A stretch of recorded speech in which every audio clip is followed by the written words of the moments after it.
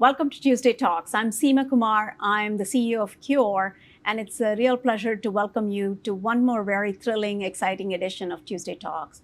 Today, we bring you a conversation with a company that is redefining what it means to be mobile. There are 30 million people each year who are wheelchair bound across the world, and this new company is finding a way to rehabilitate them and allow them to learn to stand up and walk again. Wondercraft is a French robotics company that has been working on exoskeletons, robotics technology, as a way to rehabilitate patients who are disabled and allow them to learn to stand up and walk again. And it's our pleasure to announce that Wondercraft has actually joined the Cure ecosystem as the latest addition to the Cure building on 345 Park Avenue South. And joining me today is the CEO and co-founder of Wondercraft, Matthieu Masselin. Matthieu, welcome. Thank you so much. So, you've been with this company since infancy, and you actually have led 3 successful funding rounds of more than 70 million, established strong relationships with rehabilitation key opinion leaders, and brought Atlante, right? Atlante, yes. Yes, Atlante, which is Wondercraft's first product to market, and helped lead the charge for the FDA approval recently of the product, yes. Right? So tell me a little bit about, why is this product so important, and when was this company founded, and why did you find it? So we created the company in 2012, mainly through discussions with my co-founder, Nicolas. Mm-hmm. Nicolas comes from a family where there is a genetic disease. It's called Charcot-Marie-Tooth. And it's a very slow progressing disease where people who unfortunately are hit by it slowly lose their ability to move and sense away from the central nervous system. So basically it impacts your fingertips and your toes, and then it creeps back up to your core. And so for these people, they've led a very active life. They've been very successful. And at one point in their life, they have to get in a wheelchair because it's hard for them to walk anymore. And so Nicolas has his older brother. He used to wrestle with him. He used to fight with him like brothers do. But he's always known that at some point, he wouldn't be able to do those things with his brother. So while he was playing and wrestling with his brothers and roughhousing and all of that, he always knew all along that there would come a day when he wouldn't be able to do any of that. Wow. Exactly, and he felt that was so unfair to his brother, and then he came into engineering school. He became an engineer. And he would see those robots, right? The robots that walk and stand and are able to do some cool stuff and dance. And he was like, this is it. Yep. It's super cool to have a robot dance. Yes. But it's even more useful to have these kind of algorithms that power mobility and being on your 2 feet to help people like his brother walk again. And that's how Wondercraft was started. That's phenomenal. What a great story. It's always, great companies are always founded by someone with passion who is trying to solve an unmet need. And, I believe so, because starting a company is so damn hard, right? And so you have to have that fire within yourself that is just relentless and where you won't give up no matter how hard it is and the hardship that you come across. Yep. And so I think that's what has powered Wondercraft throughout all those years. Yeah. So, I think the inspiration obviously came and, somebody took the big leap of faith and started to implement it. What were some of the challenges along the way, and how long did it take to actually create the first prototype? So get this. It took us 6 years to have our first patient inside an exoskeleton and standing up. And I can tell you, when that first patient stood up and rose and suddenly came from this seated position to a standing position and was able to look us at eye level, like the level of emotion within the team after 6 years working day and night was tremendous. So the reason for that is walking is one of the biggest challenge for robotics, and because it is so hard. Actually, being a biped animal like humans are is something pretty rare. If you look at the animal world. Most are four-legged or more. Yes, because it's so damn difficult to stand on your two legs. And so never thought about that. Wow. When you see babies stumbling and falling over and over and over again, you understand how hard it is to really master walking.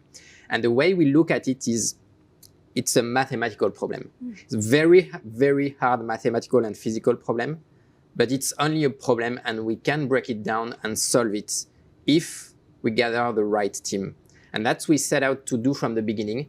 It's gather the top talents in robotics, physics, AI, algorithms, bring them together, bring together the people from the medical world that will give them insights into what it means to be a patient, what it means to have this loss of mobility, and have all those people collaborate to get this right and emulate walk within a robot that would help people. That's just fantastic. That's really, really wonderful. Now, you mentioned the word exoskeleton. I think those of us who have been sort of, those of us who are sort of familiar with the term may be familiar with it. But for those who may not be, explain what an exoskeleton is. Yes. So you see, it's a structure that you will wear. Mm-hmm. You will have motors at each of your joints, mm-hmm. and they will move the structure. And because you're tied to it, it's something that moves, and you move with it. So when the exoskeleton stands up, it stands you up with it. And when it lifts the foot to start walking, and it moves you with it. So it's really an external framework or frame that you get inside and that works for you. That's fabulous. So you could potentially, I want to explain, some examples, right? So let's say somebody is wheelchair bound. Yes. They can then be trained using this exoskeleton to learn to stand up again. Yes. And walk again. Exactly. Right? So the way it works is mm-hmm. you would transfer from your wheelchair to the exoskeleton. Mm-hmm. You would put the tie-on system, and then you've got this interface which is super intuitive, where when you move your upper body or your head, for people who can't move their upper body, you're going to signify to the exoskeleton what you want to do. So depending on the motion of your upper body, the exoskeleton is going to understand what you mean it to do, and it will do it for you. And the beauty of it is that it's so intuitive that people come, they get inside the device, in 5 minutes they are up and walking. And we've never had anyone who wasn't able to walk with the exoskeleton the very first time he got inside it. So of course with time you get better, but training in itself is really, really facilitated by the fact that you have this super intuitive interface, and that you have algorithms that master your balance and that make sure that you are not going to fall in the device. So it's really, just like physical therapy, this is like robotic exoskeleton rehabilitation therapy, right? Exactly, and that's why we are working with the whole physical therapy world. So PM&R doctor, physiotherapists, occupational therapists, like the whole world of physical therapy, we are working with them to show how this device can impact the lives of those of us who are wheelchair bound or who want or need rehabilitation. And it's something that doesn't seem like maybe for some of us, a lot of people, but it actually is a tremendous amount of people. Just in the US, you got 6 million people with a stroke, 300,000 people with spinal cord injury, 1 million people with multiple sclerosis. And I could go on and on about the number of people that this technology can help. Yeah. So tell us about this product. It's called Atalante, right?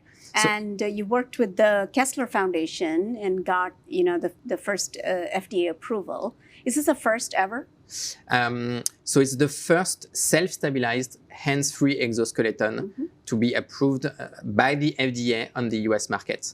So we worked super hard with it.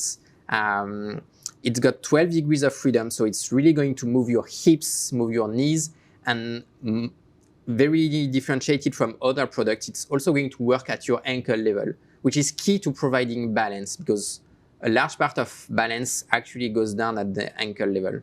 So we've got all these degrees of freedom and motion that allow us to emulate an anthropomorphic walk and gait pattern.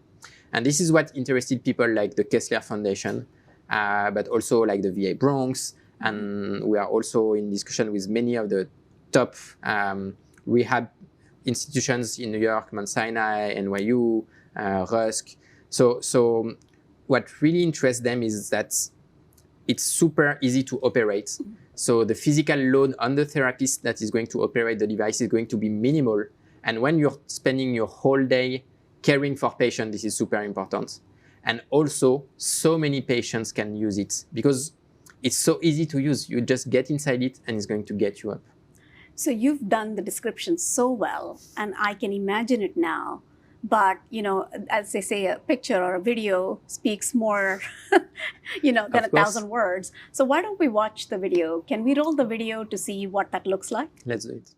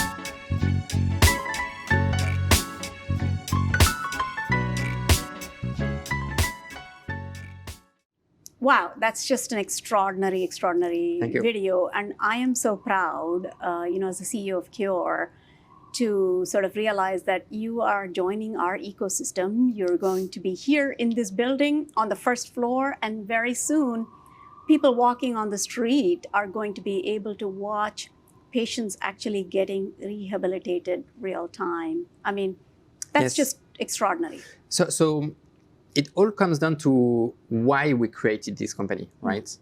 And the reason why we created this company is to help people walk again. That's very basic. That's just what I get up in the morning to do. I want my products to help people that also want to walk be able to do just that. And so for us, because we've spent so much time on our product, we really know it inside out. We know how to operate it. We know what it can do. We know its limitations also, because it's not a perfect product. And we just had so many people reach out to us and say, I want to walk. I just want to walk. And at some point I was like, why don't we allow these people to walk? And so we came with this concept of, let's have a device somewhere and healthcare professionals in our team that know how to use it and that can accommodate people, patients, and just get them to walk, right? Yeah. And so we came across the Cure, and I found the idea behind it so compelling, and so I just wanted to be part of it. and then I saw the ground floor, street facing on Park Avenue South, and I said, this is it. I want our work center to be there. I want us to be able to attract patients, to get in touch with them, connect with them, and also have our teams be very, very close to people who actually use the product. I believe it's super important when you design a product to really talk to your users, because you're doing that for them, right? Not for you. Yeah. And so you should feel, see, understand how they use it, what they think of it, and yeah, so I couldn't be happier. We just moved in and being part of this ecosystem, it's amazing, honestly. That's wonderful, and we're so thrilled to have you here. And also, for people to be watching this, I think it's an inspiration, right? And for people who don't know that they can be rehabilitated, how many million? 30 million? We estimate there are at least 30 million people in wheelchair in the world. And it's something that's only going to grow, unfortunately, because there are so many pervasive health conditions. So yes, absolutely. And you're a French company, right? Is this your New York City? Is this your U.S. headquarters? Yes. Cure? Yeah. Yes. So for a long time, we considered ourselves a French company. Yeah. Now, what I like to tell the team is we are a two-continent adventure. We have one leg in France, and it's a very strong leg. We have a huge team there. We have our R&D team. We have a huge backing from the French government. We have amazing partnership with the top healthcare institutions there. And this is a leg that we rely on. It's part of our DNA. But then we have the US leg. And I consider WonderCraft to be a US company as well. I'm the CEO of the company and I moved here. And this has drawn the center of gravity really at equidistance from both places. And we know that a large part of our future is here in the US. And we definitely intend for the US to become a huge part of WonderCraft business. And when I looked at the US and where we wanted to be, New York immediately stood out for me because the city is so attractive. There are so many things going on, so many great institutions. I named a few of them, but like some of the top hospitals in the country are just here. And then you are close to Philadelphia, Boston, Washington. I mean, you're really at the center of things here. And of course, there are more and more healthcare institutions, corporations that come here. Yeah. We see it with Cure, of course. Yeah. So to me, it made sense. I wanted to be there. That's great. And we're so thrilled that you've chosen Cure as your headquarters here in the US, in New York City. And New York City ecosystem, of course, it's wonderful to have you here. So I hear that there's going to be a big announcement that you're going to be making. So tell us a little bit about that. So for the last 10 years, we have been developing a technology to help people walk again. And the first application of that was Atalante, a product made for healthcare professionals to help rehabilitation in hospitals. But you don't want to walk just in hospitals, right? Yeah. You want to walk at home in your community. Yes. And what we're unveiling tomorrow, on Wednesday the 13th, is a personal exoskeleton that people will be able to bring back home to enhance their mobility in daily life. We believe it's going to be a truly new and revolutionary option in the lives of those of us who cannot walk. And we couldn't be more excited about it because it's the results of years and years of R&D with some of the most brilliant minds that I ever encountered. So stay tuned for it. Well, thank you, Matthieu. It's been an honor having you here on Tuesday Talks and learn about, WonderCraft and all the wonderful work that it's doing. And it's, of course, a real thrill that WonderCraft has chosen Cure as a place to host its headquarters here in the US. And I'm sure New York City is proud as well. So thank you very much for joining us. Thank you. And next week on Tuesday Talk, we're going to bring you a conversation with Dr. Darshak Sanghvi. He's from ARPA-H, and he's going to talk to us about a new program that's focused on delivering public health outcomes. So stay tuned.